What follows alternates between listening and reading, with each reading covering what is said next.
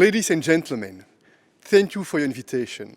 I appreciate this opportunity to share my thoughts on where we are today and the relationship between India and the European Union. The timing is perfect. An important EU-India summit will take place in just 3 weeks in Portugal. We will meet Prime Minister Modi, and both sides are intensely preparing this meeting. India often comes up in the debates of the European Council, even when it's not on the agenda. And why is that? Because in a world that's both more interconnected, more competitive, and less stable, like-minded countries tend to look out for each other and join forces. We see more clearly than ever the need for global cooperation and for a rules-based international order. Unfortunately, not everyone is choosing this path. In many ways, the path of the future world order will be set in the Indo-Pacific region. This region has become a global economic and political center of gravity, and the EU is closely linked to it through trade, investment, and mobility. We have a large stake in its freedom, openness, and stability. The EU is about to set out for the first time a comprehensive strategic approach to your region. As the two largest democracies in this challenging landscape, India and the European Union are key partners. We can and we should do much more together. First, to make the world a better, fairer and safer place. We value human rights, equal opportunities, gender equality and the rule of law. We share the same multilateralist DNA. The EU is the result of a patient association of sovereign countries. We are united by our will to join forces and cooperate based on commonly agreed rules. And second, it's in our mutual interest to maximize the untapped potential of trade and investment between our two major economies. Concretely, we propose to focus on 4 strands of cooperation: COVID-19, fighting climate change, boosting our economic cooperation, and security and peace. As we speak, the most pressing challenge is COVID-19 and the production of vaccines and their delivery to all regions and countries of the world. Both India and Europe are major producers of vaccines. Together, through COVAX, we also support low and middle-income countries in their vaccination efforts. And thanks to our joint efforts, COVAX has delivered more than 38 million doses to 100 countries across the globe. We all know that ramping up the production of vaccine is an enormous challenge, and we all need each other for components, equipment, and fill and finish vials, for instance.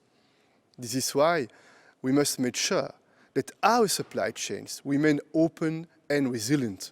This includes expanding global manufacturing capacity in the pharmaceutical sector, also in developing countries.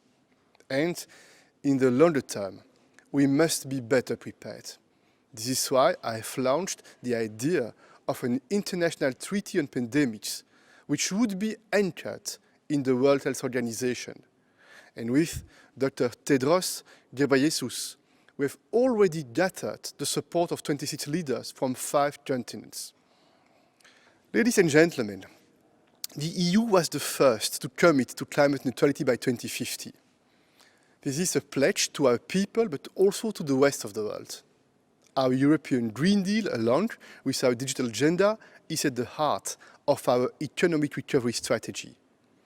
Yet fighting climate change and stopping the loss of biodiversity requires the leadership of all major economies. And this is why we are striving for a joint EU-India commitment to green growth, circular economy, and clean energy. This will be needed all over the world and will create jobs and economic opportunities. We want also to be a leader in the digital revolution, in industrial data, connected objects, and artificial intelligence. But in this transition, we must avoid the mistakes of past transitions, namely abusing our digital resources like we abuse our natural resources. In this field, like in others, the EU has developed a global standard-setting capacity, the so-called Brussels effect. And I propose that we work together with like-minded partners on this democratic digital standard, and I see India as a key partner in this endeavor. The EU is India's first trading partner and foreign investor, and we are ready to develop our huge potential for more trade, more jobs and more growth. This will make our economies more resilient. The EU is not just an economic partner. We are also determined to play our role in the security of the Indo-Pacific region. We are engaged in securing peace in Afghanistan. We call for restoring the democratic process in Myanmar. On Iran, the EU played a key role and we remain a strong defender of the JCPOA. Nuclear proliferation is still a major concern, including the nuclear activities of North Korea.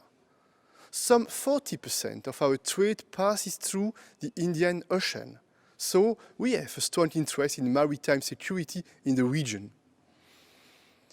Ladies and gentlemen, dear friends, our friendship and partnership with India is a cornerstone of our geopolitical strategy.